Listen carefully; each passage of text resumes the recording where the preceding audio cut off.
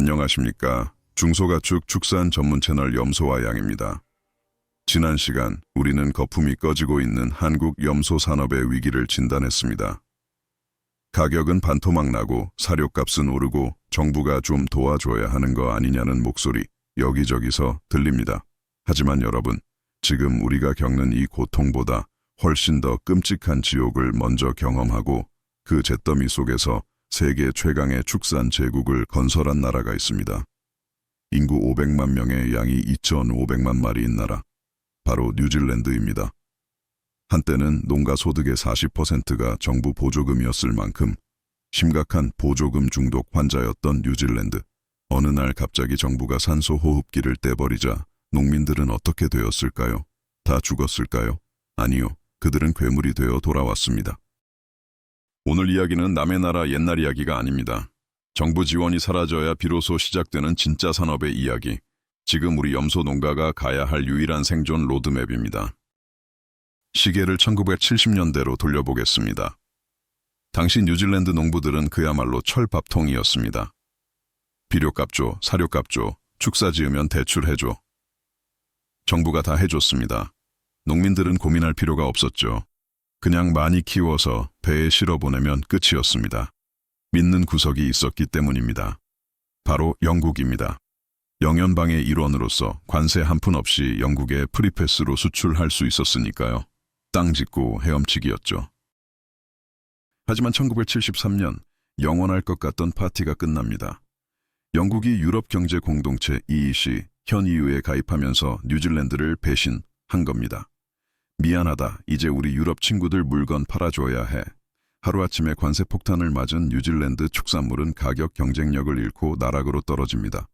이때 정부는 어떻게 했을까요? 진통제를 처방했습니다. 지금 우리 상황과 비슷합니다. 농가들이 죽는 소리를 하니 보충 최저가격제 SMP라는 걸 만들어 시장 가격이 떨어지면 세금으로 메워줬습니다. 이게 독이 됐습니다. 농가들은 고기 품질은 신경도 안 쓰고 보조금을 타먹기 위해 머릿수만 늘렸습니다. 일명 스키니쉽, 말라깽이 양 현상입니다. 지난 1화에서 제가 한국의 비만 염소를 비판했죠. 그때 뉴질랜드는 정반대로 비쩍 마른 양들을 머릿수만 채워서 키웠습니다. 당시 인구 300만인데 양이 7천만 마리까지 불어났습니다. 도축장에서는 팔리지 않는 늙은 양, 비쩍 마른 양들을 잡아서 그냥 비료로 써버리는 총흙까지 벌어졌죠. 국가는 빚더미에 앉고 산업은 썩어가고 있었습니다. 결국 1984년 뉴질랜드 정부는 항복 선언을 합니다. 새로 들어선 정부는 농업 역사상 가장 충격적인 조치를 단행합니다. 바로 뉴질랜드 역사상 가장 중요한 경제적 분기점이 된 로저노믹스. 오늘부터 모든 농업 보조금을 전면 폐지한다. 단계적 철폐, 유예기간 없었습니다. 그냥 싹둑 잘라버렸습니다. 비료 보조금, 이자 지원, 수출 장려금 모든 게 빵원이 됐습니다. 후폭풍은 처참했습니다. 땅값은 60%가 폭락했고 이자를 못 낸 농장들이 줄줄이 파산했습니다. 야반도주하는 농부들이 속출했고 7천만 마리였던 양은 순식간에 4천만 마리로 줄어들었습니다. 그런데 여러분, 여기서 기적이 시작됩니다. 보조금이 사라지자 가짜들은 다 떠나고 진짜들만 남았습니다. 살아남은 농가들은 깨닫습니다. 정부는 우릴 도와주지 않는다. 내 고기를 소비자가 사게 만들어야 한다. 그때부터 뼈를 깎는 체질 개선이 시작됩니다. 돈 안 되는 늙은 양은 다 없애고 고기 맛 좋은 품종으로 싹 다 바꿨습니다. 망한 농장의 땅을 인수해 규모를 키우고 생산비를 낮추는 자동화 시스템을 도입했습니다. 지금 뉴질랜드 양은 2,500만 마리 수준입니다. 전성기의 3분의 1이죠. 하지만 고기 생산량은 그대로고 수출액은 훨씬 더 많습니다. 보조금 타먹는 양에서 돈 버는 양으로 체질이 완전히 바뀐 겁니다. 고기 농가들이 각자 도생으로 경쟁력을 키웠다면 우유를 짜는 낙농가들은 뭉쳐야 산다는 것을 보여줬습니다. 도축장한테 무시당하지 말자, 유통업자한테 휘둘리지 말자, 우리가 다 직접 하자. 80년대부터 지역별 소규모 조합들이 생존을 위해 합치고 또 합쳤습니다. 키위코옵 같은 대형 조합들이 탄생했고 결국 2001년 국가 단위의 괴물 기업 폰테라가 탄생합니다. 이 회사가 얼마나 대단하냐면요. 뉴질랜드에서 생산되는 우유의 95%를 이 조합이 싹 다 수거해 갑니다. 농민은 오로지 좋은 우유 생산에만 집중하면 됩니다. 가공, 수출, 마케팅, 전문가 집단인 폰테라가 다 알아서 해줍니다. 그리고 그 수익은 고스란히 농민들에게 배당금으로 돌아옵니다.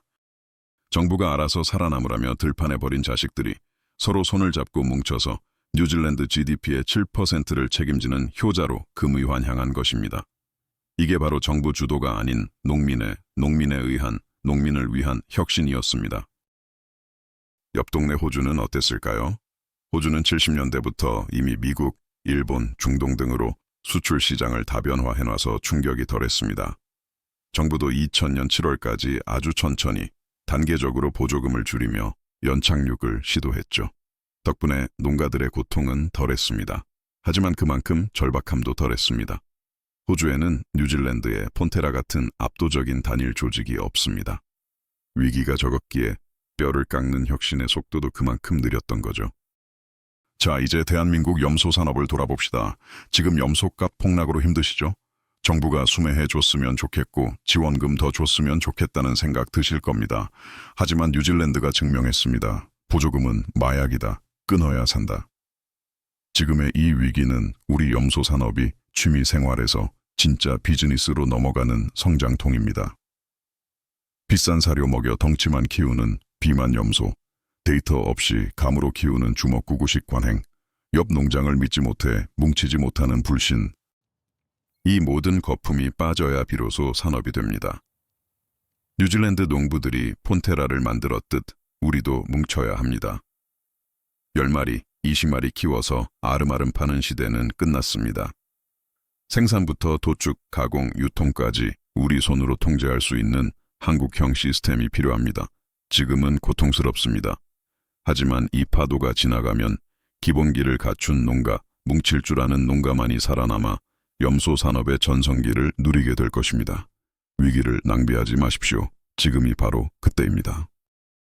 다음 시간에는 이 폭풍과도 같았던 소용돌이 속에서 거의 사멸되다시피 했던 염소 산업이 호주와 뉴질랜드에 어떻게 주요 산업으로 거듭나게 되었는지 알아보겠습니다. 오늘 영상이 유익하셨다면 구독과 좋아요 부탁드립니다. 감사합니다.